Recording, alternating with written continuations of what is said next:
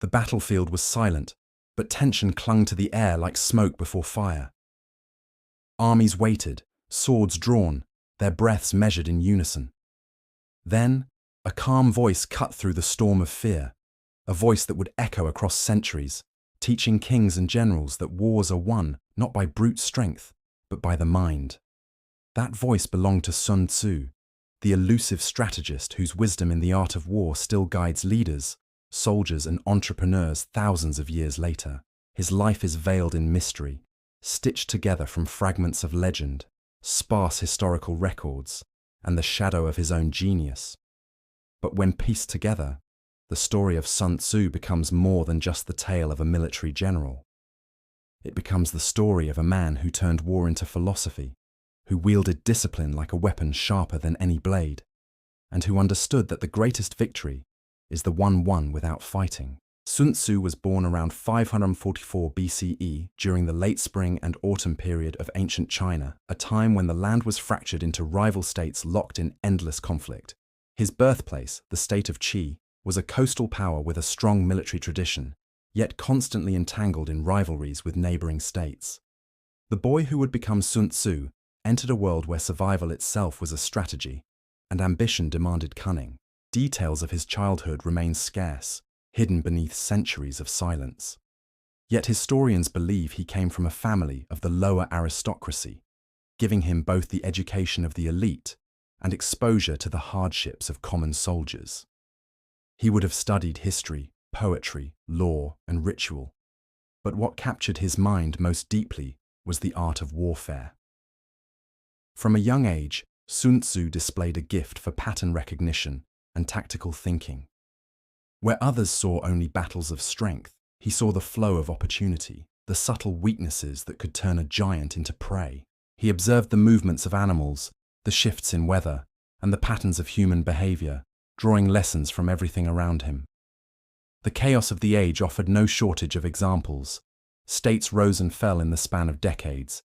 Armies crushed one another, yet peace was always fleeting.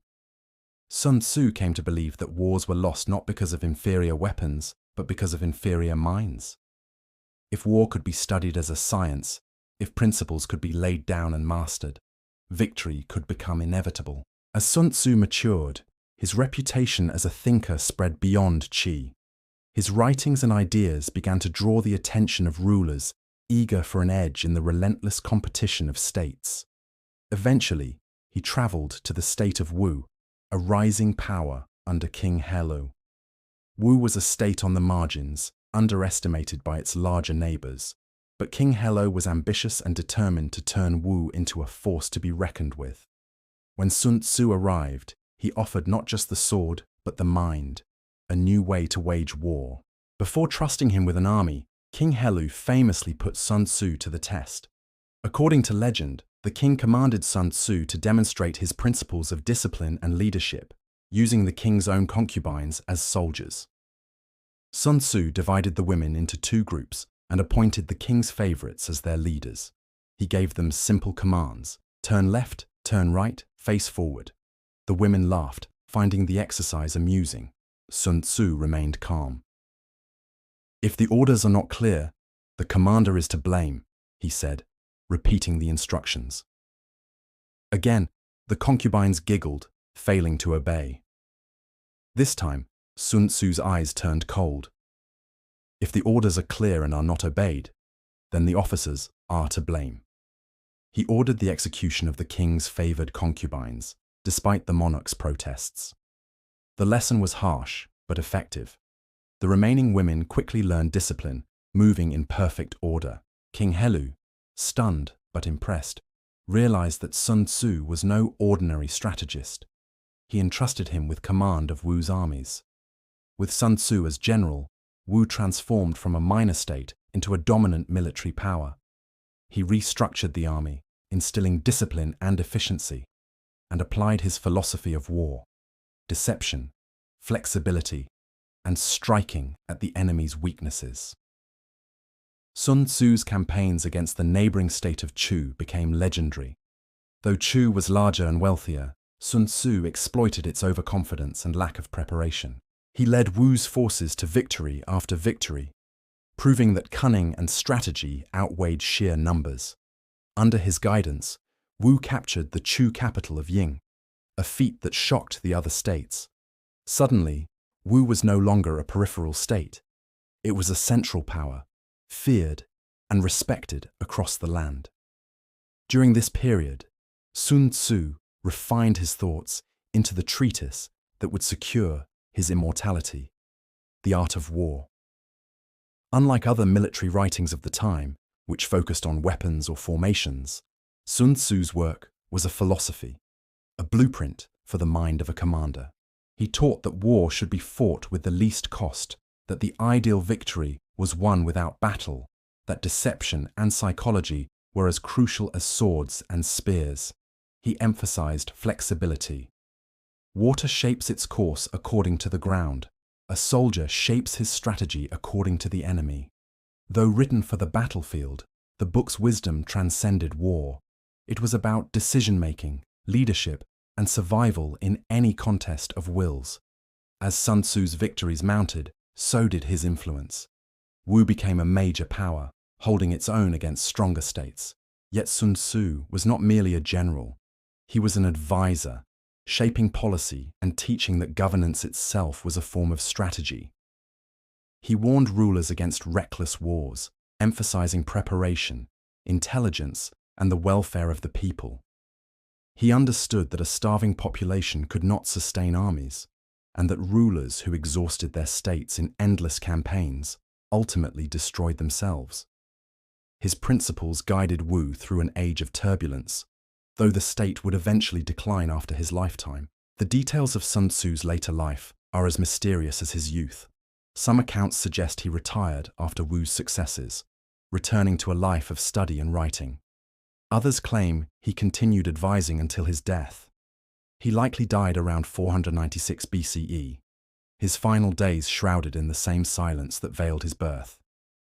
Yet his influence never faded. The art of war spread across states, studied by generals, kings, and scholars.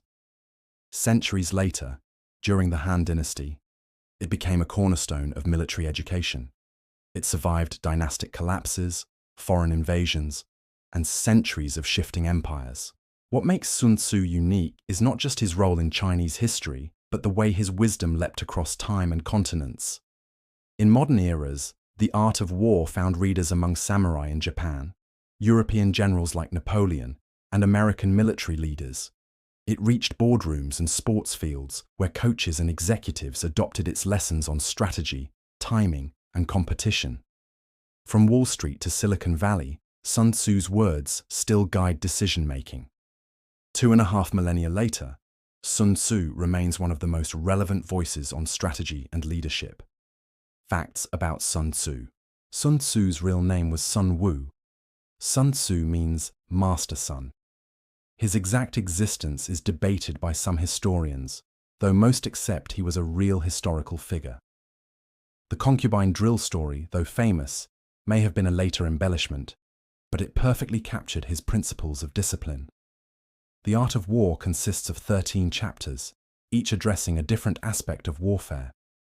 His writings influenced not just military leaders, but also revolutionaries like Mao Zedong and Ho Chi Minh. Modern corporations often use his principles for business strategy. The US Military Academy at West Point includes The Art of War in its recommended reading. Sun Tzu emphasized espionage centuries before modern intelligence agencies existed. His philosophy aligns with Taoist ideas of harmony, flow, and adaptation. Despite his reputation as a warlord, Sun Tzu believed the greatest generals won without battle. Sun Tzu's life was a testament to the power of the mind over the sword. He entered a fractured world of chaos and transformed it with words, discipline, and vision. His teachings continue to inspire not because they glorify violence, but because they teach mastery over it. In a world still divided by conflict, whether on battlefields, in politics, or in daily struggles, Sun Tzu's voice endures, reminding us that the greatest victory is the one that spares us from fighting at all. His story, born in the turbulence of ancient China, has become a universal guide to human conflict and ambition. And though centuries have passed since his footsteps faded, Sun Tzu remains with us, in strategy, in wisdom, and in the eternal art of winning without battle.